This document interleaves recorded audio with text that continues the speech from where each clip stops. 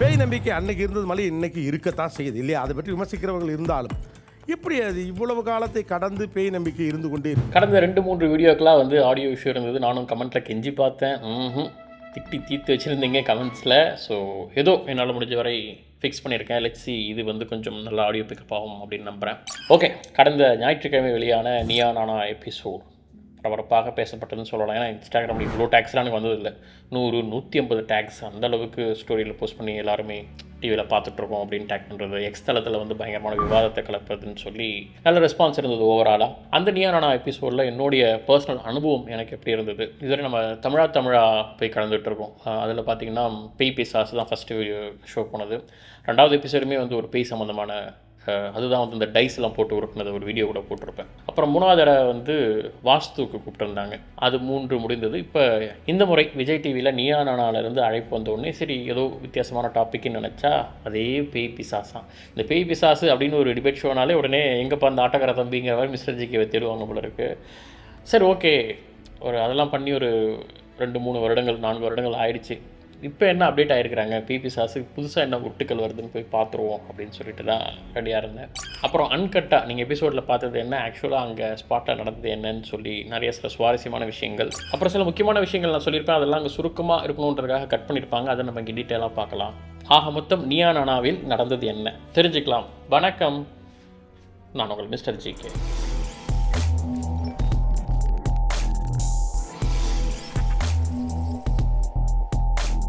Okay, ஷூட்டோடைய டேட்லேருந்தே ஆரம்பிக்கலாம். May 14th அன்றைக்கி தான் இது வந்து ஷூட் பண்ணலாம் அப்படின்னு பிளான் பண்ணி அப்போ ஷெட்யூல்லாம் போட்டாங்க.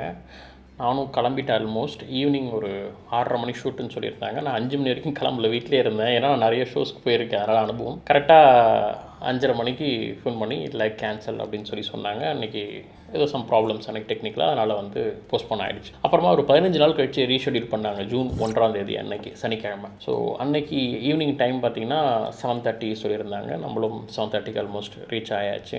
7:30லேருந்து 8:30, 9:30, 10:30 வரைக்கும் போனாங்க. 10:30, 11 o'clock அப்போ பிரேக் விட்டாங்க. அப்புறம் பிரேக்குக்கு அப்புறம் 11:30க்கு அப்புறம் 12:30, 12:45க்கு முடிஞ்சது. எப்பயுமே இந்த டாக் ஷோஸ் பார்த்திங்கன்னா நான் நீயா நானாவாக இருக்கட்டும் தமிழாக இருக்கட்டும் பார்த்தபடி அவங்க பேட்டர்ன் என்னென்னா, ஒரு நாள் ஷூட்டில் 2 எபிசோடு எடுப்பாங்க. காலையில் 10 மணிலேருந்து 4-5 மணி வரைக்கும் ஒரு எபிசோடு எடுப்பாங்க. அப்புறம் ஒரு பிரேக் விட்டு 1 hour கழிச்சு 6-7 மணிக்கு ஆரம்பித்து நைட் வரைக்கும் எடுப்பாங்க. இதுதான் அவங்களோட பேட்டர்ன், எல்லா இடத்துலையும் அப்படி தான். அது ஏன் அப்படின்னு தெரியல. மேபி அவங்க ஒரு 9-10 மணிக்கு ஆரம்பித்தாங்கன்னா ஒரு 3 மணிக்கு முடிச்சிட்டா கூட அடுத்து ஒரு 6 மணிக்கு ஆரம்பித்தாங்கன்னா ஒரு 10 மணிக்குள்ளே முடிக்கலாம். பட் அது எப்பயுமே வந்து ஒரு 12-1 மணி வரைக்கும் இழுத்துருது. அப்புறம் நம்ம வீட்டுக்கு போய் தூங்குறதுக்கு மணி 2 ஆகிடுது. இப்போ என்ன விஷயம்னா, May 14 அன்றைக்கி ஷெட்யூல் பண்ணப்போ நான் வந்து பிரிஸ்காக ஆக்டிவாக இருந்தேன். ஆனால் June 1 அன்றைக்கி நான் ரொம்ப வீக்காக, உடல்நிலை ரொம்ப சரியில்லாமல் இருந்த தருணம். என்னால் வர முடியலன்னு சொல்லி ஆல்மோஸ்ட்டு இல்லை அவங்க இந்த சைடு பேச நீங்கள் வந்தே ஆகணும் அப்படிங்கிற ஒரு செல்ல ப்ரெஷர் கொடுத்தாங்க. சரி, அன்பான ப்ரெஷரை ஏற்று முடியாமல் தான் வந்து அங்கே உட்காந்துருந்தேன். 10 மணிக்கு மேலெலாம் என்னால் சுத்தமாக முடியல. பட் அந்த டயர்ட்னஸை முடிஞ்ச வரைக்கும் காமிக்காமல் தான் இருந்தேன். 2வது எனக்கு போடப்பட்ட சேர் வந்து கொஞ்சம் லைட்டாக ஸ்லோப் ஒரு மாதிரி டவுனாக இருந்தது, கம்ஃபர்டபுளாக இல்லை உட்கார்றதுக்கு. அப்புறம் பிரேக்குக்கு அப்புறம் அவங்களே அதை சரி பண்ணிட்டாங்க. ஸோ அதனால தான் நீங்கள் பார்த்துருப்பீங்க ஒரு மாதிரி உட்காந்துருப்பேன். ஸோ இப்படி ஆரம்பிக்கப்பட்ட அந்த ஷோ வந்து ஆப்போனண்ட் பேச பேச களை கட்ட ஆரம்பிச்சிருச்சு. இன்ட்ரெஸ்டிங்காக நல்ல பொழுதுபோக்கு அப்படின்னு சொல்லி பார்க்க ஆரம்பிச்சிட்டேன். எப்பயுமே இந்த டாக் ஷோ போகிறதுக்கு முன்னாடி நம்ம வந்து ஒன்று கேட்டுக்கிறது, மைக் நமக்கு வருமா வராதா? ஏன்னா உங்களுக்கு தெரியும், ஃபஸ்ட்டு தமிழா போகும்போதெல்லாம் ஒரே ஒரு தடவை தான் மைக் வந்துச்சு. அதுவும் ஏதோ சிம்பிளாக சொன்னால் வாங்கிட்டாங்க, அதுக்கப்புறம் கொடுக்கவே இல்லை. அப்புறம் 2வது டைம் போகும்போதும் நம்ம அடித்து பிடிச்சி வாங்கி தான் அந்த டைஸ் விட்டுறதெல்லாம் நம்ம பற்றி பேசியிருந்தோம். அப்புறம் வாஸ்து சம்மந்தமாக போகும்போது கிளியராக சொல்லியிருந்தேன், நான் வந்து எனக்கு ப்ராப்பரான டைம் கொடுக்கணும். சும்மா இவ்வளோ தூரம் ட்ராவல் பண்ணி வந்து 4 மணி நேரம் 5 மணி நேரம் உட்காந்து ஒன்றுமே பேசாமல் போகிறது ஒன்றும் பிரயோஜனம் கிடையாது. ஸோ அப்படி சொன்னதுக்கப்புறம் அவங்க கொஞ்சம் முக்கியத்துவம் கொடுத்து கன்சிடர் பண்ணாங்க. அதுபோல் இந்த நீயா நானால எப்படி இருக்கும், தமிழா பார்த்துருக்கோம், ஓகே ஜி தமிழ் வேறு, பட் இங்கே எப்படி இருக்கும் அப்படின்னு தெரியல. பட் நான் கேள்விப்பட்ட வரைக்கும் இங்கே ஒரு 18 வருஷமாக இதை நடத்திட்டு இருக்காங்க. ஸோ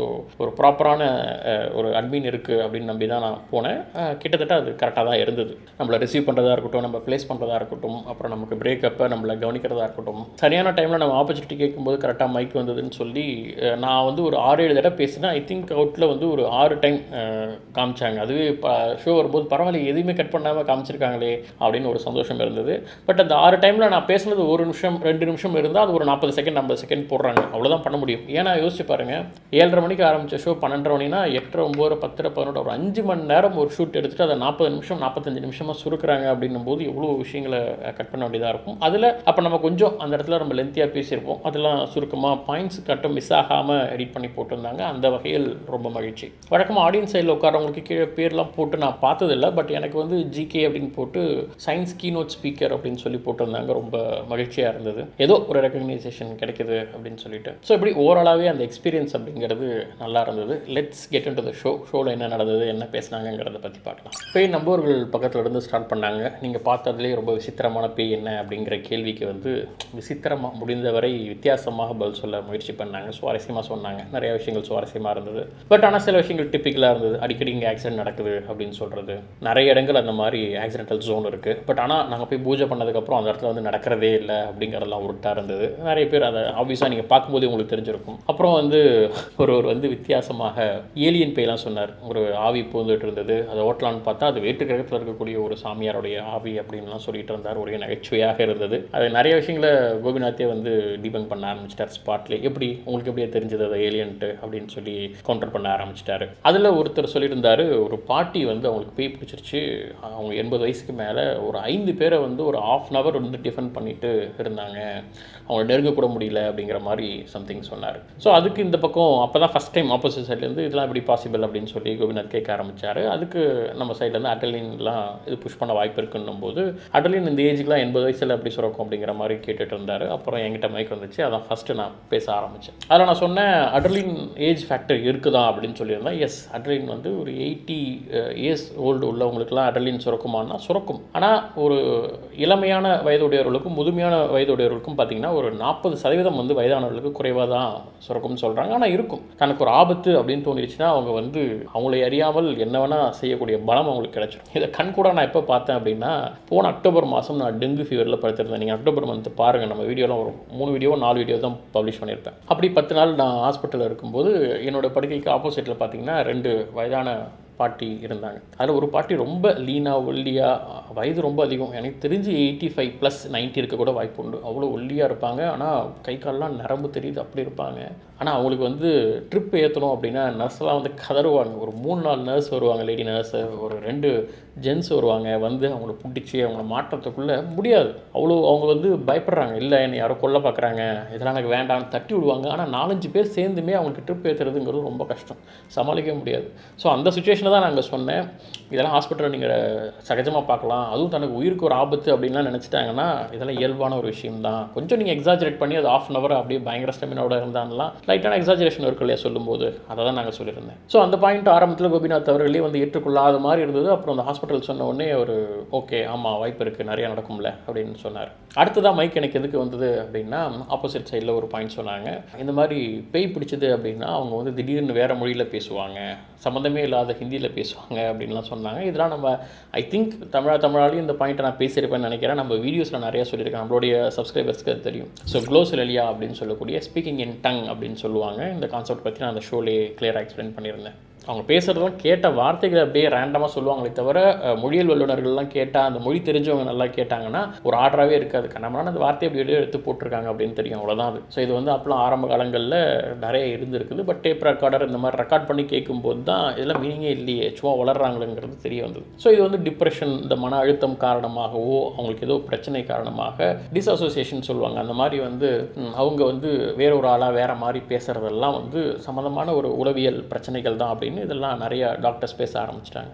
ஸோ ஹோப் அது ஆப்போசிட்டில் கொஞ்சம் பேருக்கு போய் சேர்ந்துருக்கும் அப்படின்னு நம்புகிறேன். ஏன்னா நிறைய விஷயங்கள் நம்ம எல்லாருக்கும் போய் சேர்ந்துருச்சுன்னு நினைக்கிறோம். ஆனால் இன்னமும் பழைய விஷயங்களை பேசிகிட்டு இருக்காங்கன்னும் போது அப்பப்போ இந்த விளக்கங்கள் அடிக்கடி கொடுக்க வேண்டியதாக இருக்குது. அடுத்த ரவுண்டு கேள்விகள் எப்படி இருந்தது அப்படின்னா, நீங்கள் ரொம்ப அட்வான்ஸான எக்யூப்மெண்ட்ஸ் வச்சு என்ன மாதிரி பேய் விட்டுற டெக்னிக் இருக்குது அப்படின்னு கேட்கும்போது ஒருத்தர் ஒரு மாதிரி சொன்னாங்க. அப்போ ஒருத்தர் வந்து மொபைல் ஆப் மூலமாக வந்து பேய் இருக்கிறதையும் பேய் ஓட்டுறதையும் நான் பார்த்தேன், ஏதோ கோஸ்ட் ஃபைண்டரோ அது மாதிரி ஏதோ ஒரு ஆப் பேர் சொன்னார். அந்த மாதிரி ஒரு ஆப் இருக்குது, இதை வச்சு நான் அப்போ பார்த்துருக்கேன் அப்படின்னு சொல்லி சம் கதைகளை சொன்னார்.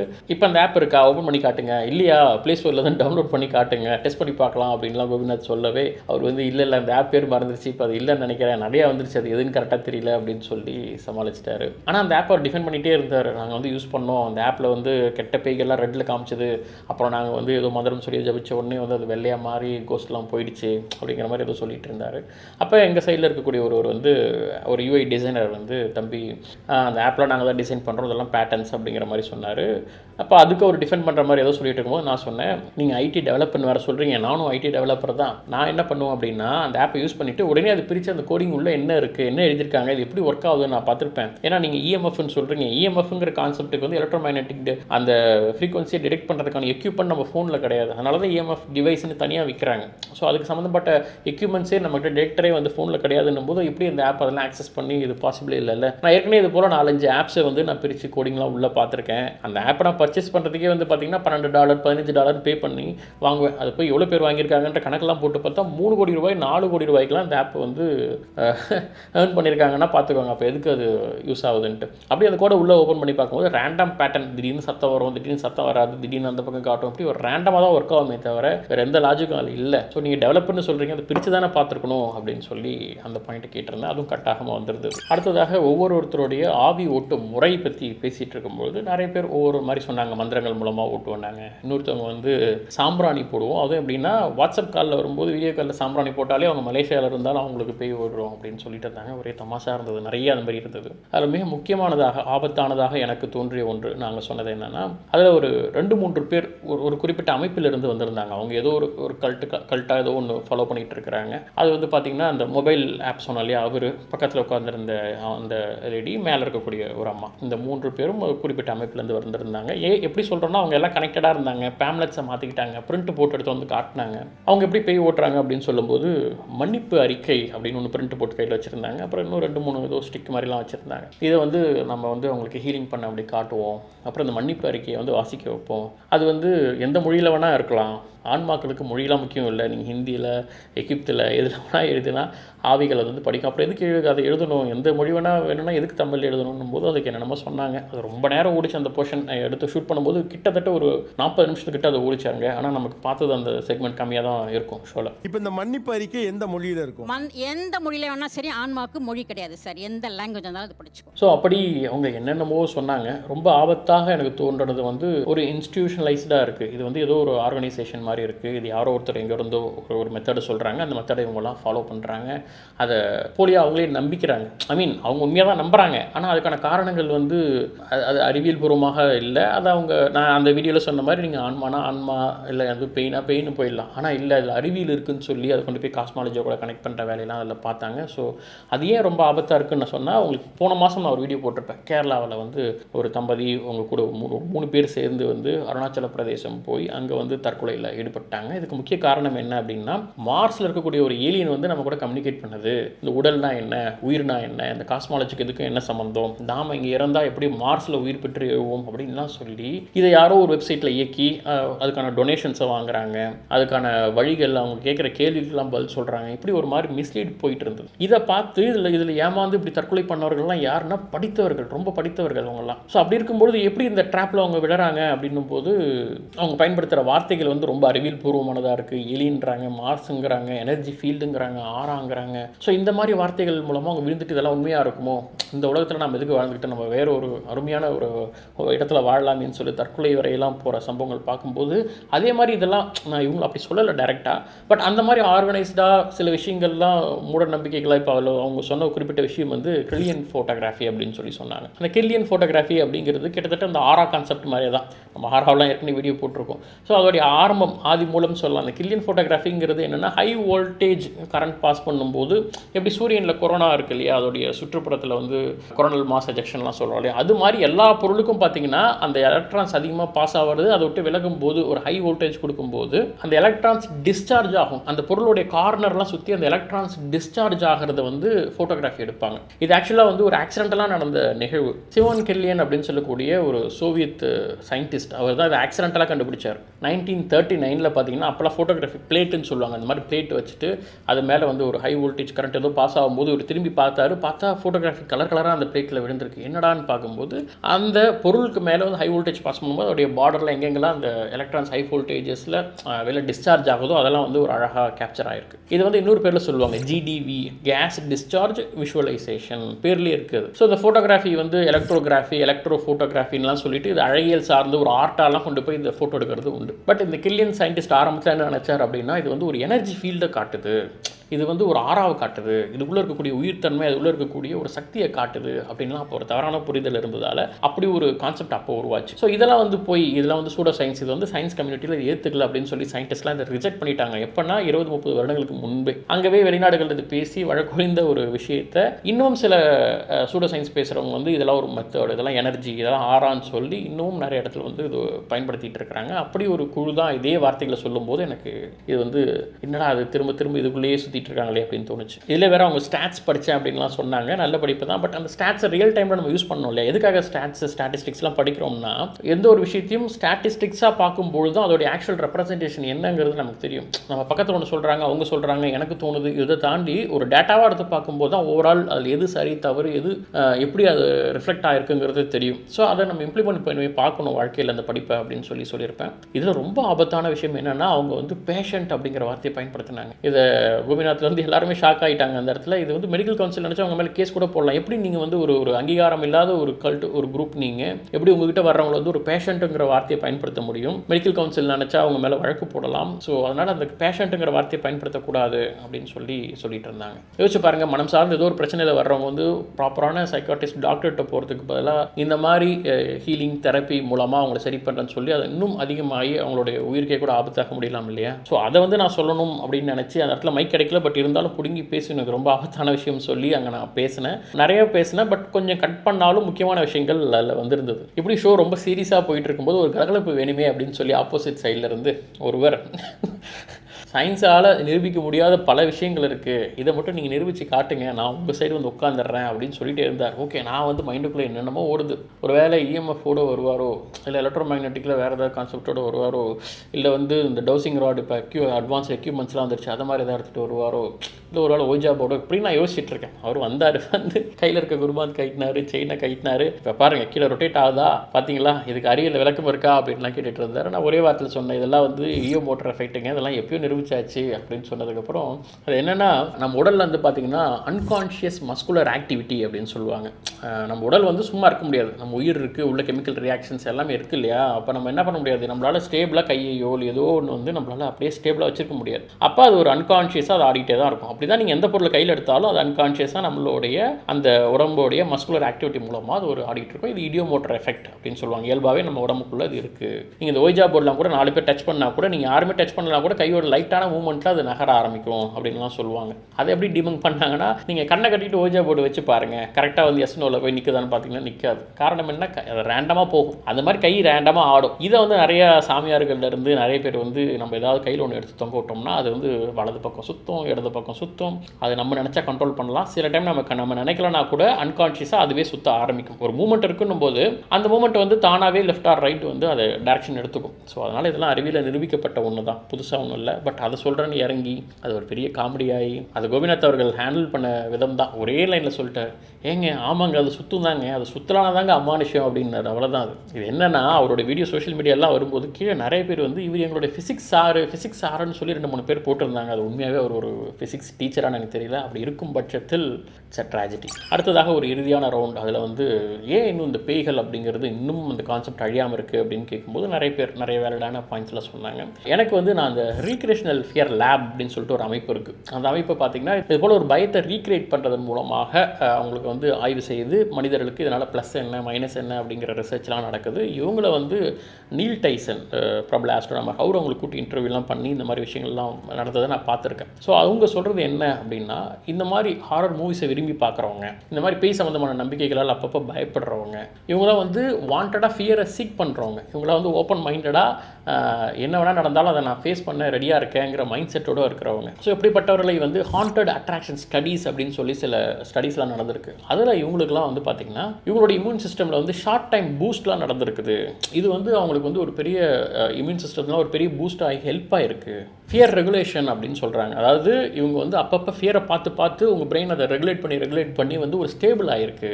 இது எப்படின்னா நம்ம பிரெயினில் 2 விஷயம் இருக்குது. அமிக்டலா அப்படின்னு சொல்லக்கூடிய ஒரு பகுதி தான் திடீர்னு ஒரு பதட்டம் வந்தால் ஏதோ பிரச்சனை ஆபத்துன்னு சொல்லி உடனே ட்ரிகர் ஆகுது.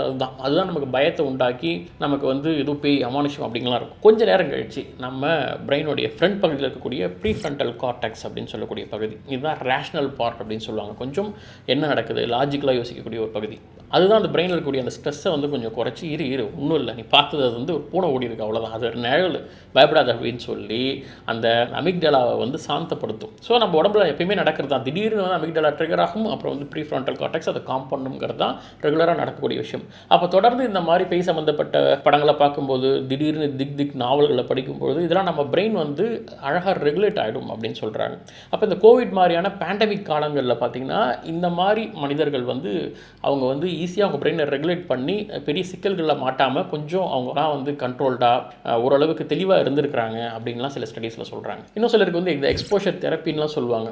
பயத்தால் எதிர்கொள்ளுதல்ங்கிற மாதிரி நீங்கள் வந்து இந்த மாதிரி பேய் பயம் இருக்கா, இந்த மாதிரி பேய் படத்தை பாருங்கள், இந்த மாதிரி பேய் சம்மந்தப்பட்ட நாவல்ஸ் படிங்க, இதெல்லாம் சொல்லி கொஞ்சம் எக்ஸ்போஷர் தெரப்பி மாதிரியாகவும் பண்ணுற சில விஷயங்கள்லாம் நடக்குது. ஸோ இது மாதிரி பயத்தால் மனிதருக்கு சில அனுகூலம் இருக்குது அப்படிங்கிறதால வந்து இன்னமும் இந்த பேய் கதைகள் இருந்துகிட்டு இருக்குது அப்படிங்கிற பாயிண்ட்டை தான் நான் சொல்லியிருந்தேன். அதையுமே கிளியராக போட்டிருந்தாங்க. ஸோ இப்படி அந்த அட்ரலின் ரஷ், குளோசரலியா, ஸ்பீக்கிங் இன் டங்க், அப்புறம் வந்து இந்த மொபைல் ஆப், அப்புறம் வந்து இந்த இன்ஸ்டிடியூஷனைஸ்டு பேய் ஓட்டும் முறை, அப்புறம் இடியோ மோட்டர் எஃபெக்ட், அப்புறம் இந்த ரீக்ரியேஷனல் ஃபியர்னு சொல்லி ஒரு 6 முறை 7 முறை நான் பேசின எல்லாமே ஒளிபரப்பாயினது, எந்த ஒரு கட்டும் இல்லாமல். அப்புறம் கடைசியாக பரிசும் கொடுத்தார்கள். ஸோ எனக்கு ஓவராலாக எனக்கு சாட்டிஸ்ஃபைடான ஒரு எபிசோட். ஏன்னா 40-45 நிமிஷத்தில் இவ்வளோ வாய்ப்பு கொடுத்து இதெல்லாம் காமிச்சாங்க அப்படின்னும்போது பெரிய விஷயம்தான், ஓகே அப்படின்னு சொல்லி ஒரு சாட்டிஸ்ஃபைடாக இருந்தது. ஸோ இப்படி என்னோடய உடல்நிலை சரியில்லாத போது போய் பார்ட்டிசிபேட் பண்ணாலும் நிறைவாக ஷோ வந்து சாட்டிஸ்ஃபைடாக இருந்தது அப்படிங்கிற திருப்தியோடு வந்தேன்.